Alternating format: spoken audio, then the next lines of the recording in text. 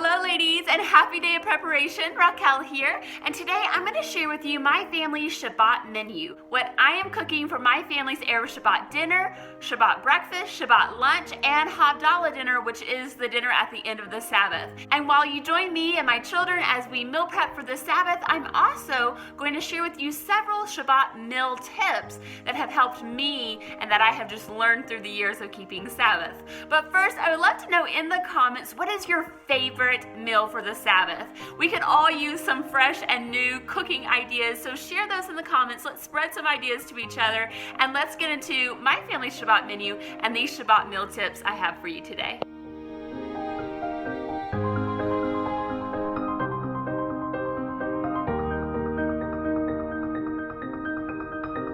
First thing in the morning on Friday prep day, I mix up my challah dough. Now I make sourdough whole wheat challah, and so I have to feed my starter Thursday night before I go to bed so it's nice and active and bubbly and will produce beautiful loaves of bread the next day. And then the dough is going to go through periodic stretch and folds, which is a technique that's used to help build structure in sourdough breads, until about 2 p.m. when it's time to braid the challah dough.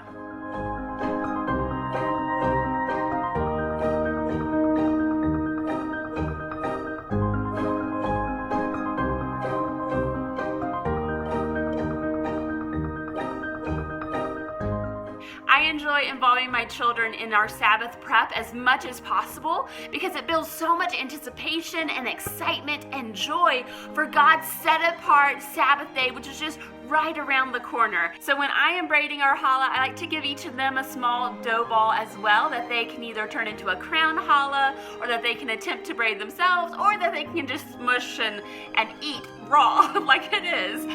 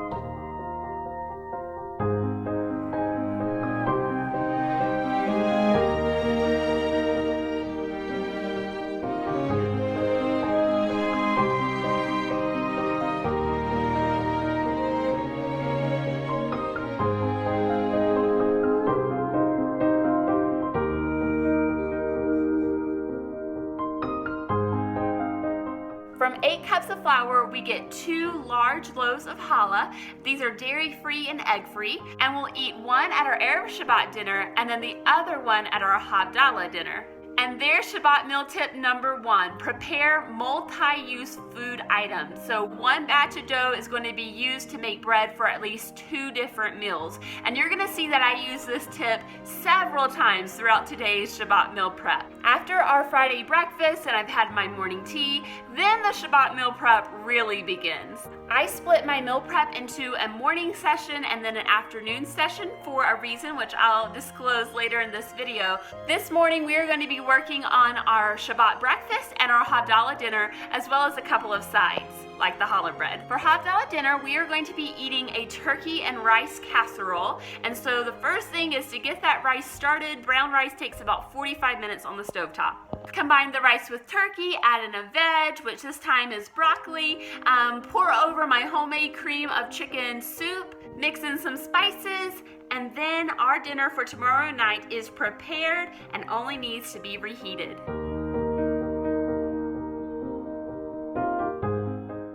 Every Sabbath lunch last year was chicken and rice or some variant of it, like turkey and rice, dirty rice with beef, or beans and rice. I didn't prep it ahead of time, but just knowing what I was making for Sabbath lunch was a huge peace of mind to me.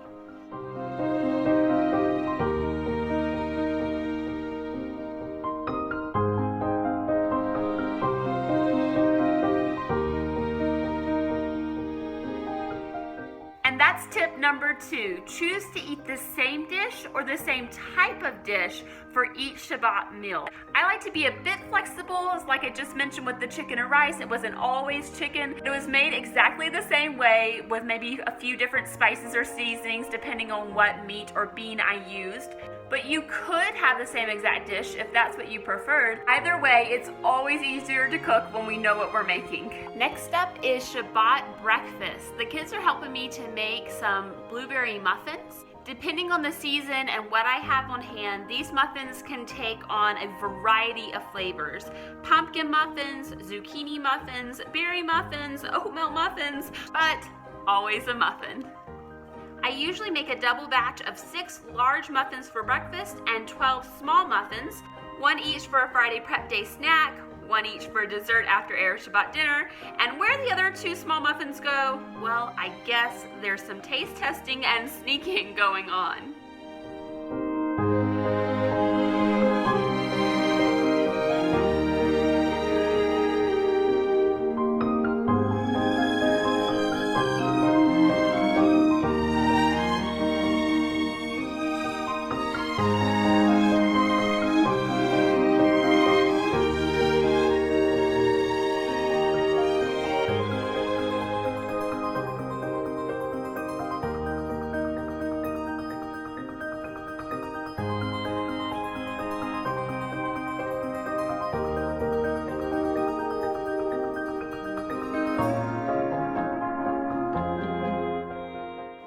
Breakfast are boiled eggs.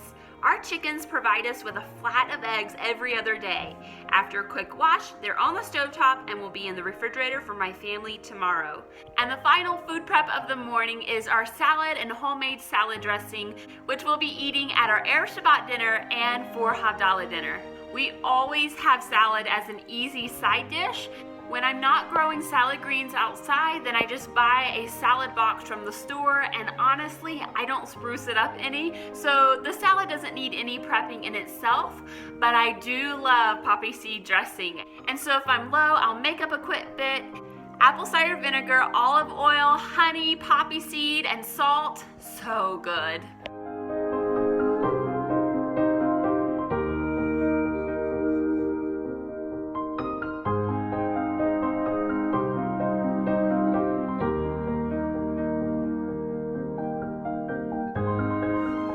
In this morning meal prep, I have our blueberry muffins and boiled eggs for Shabbat breakfast prepared, and turkey and rice casserole, challah, and salad prepared for our havdalah dinner, plus the challah, the salad, and the dessert for our Erev Shabbat dinner. Then I go about other Friday prep day tasks until about 2 hours before sunset, when I once again turn my focus on Shabbat meal prep.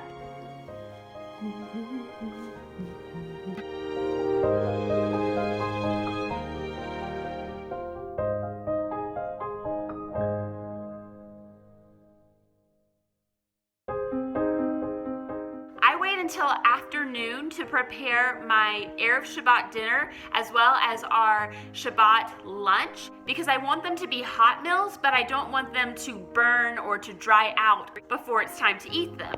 Usually I begin Erev Shabbat dinner first so that it can be cooking while I am preparing our Shabbat lunch. But today I actually already have Shabbat lunch prepped and it's in my freezer. This is Shabbat meal tip number 3. Make a double or a triple batch of something that you're already cooking during the week and freeze a portion for the Sabbath. I made triple batches of beef stew and 3-bean chili this week, and my husband decided that he wanted 3-bean chili for Shabbat lunch. Go out of the freezer and into the Instant Pot it goes to slow cook and stay warm until lunch tomorrow when it is served at our Shabbat fellowship. The final Shabbat meal prep for today is our Erev Shabbat dinner. I do vary my Erev Shabbat dinners, but I have 2 rules for myself that I follow. First, Erev Shabbat dinner is always or almost always a one-pot meal. The rosemary chicken dish you're watching me prepare is actually a double batch, some for now and some for the freezer, so the prep did require more than one dish to hold it all, but usually I would only need my large skillet. Sear the chicken, set it aside on a plate or cutting board, make the sauce, add the chicken back, and into the oven it goes.